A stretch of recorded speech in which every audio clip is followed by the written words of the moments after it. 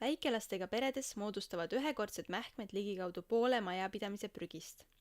2,5 aasta jooksul kulub kuni 6000 mähet. Kuidas seda suurt prügihulka vähendada? Üheks variandiks on kasutada riidest mähkmeid.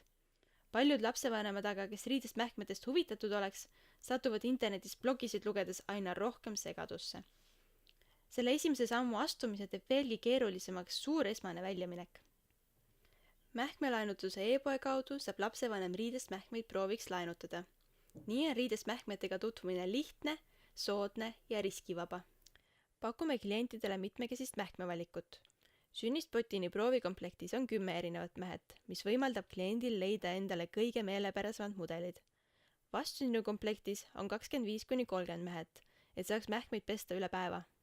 Lisaks sisaldavad komplektid vajalikke lisatarvikuid, nagu veekindlalt kotid kasutatud mähkmete hoiustamiseks, lisaimud, kuiva hoidvad lapid ja mähkmepaber.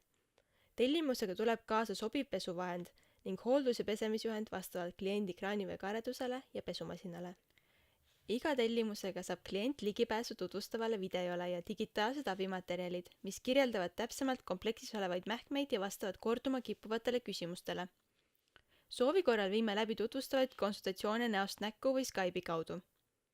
Selleks, et mähkmete kasutamine võimalikult edukas oleks, pakub meie klienditugi igakülgset toetust rendiperioodil.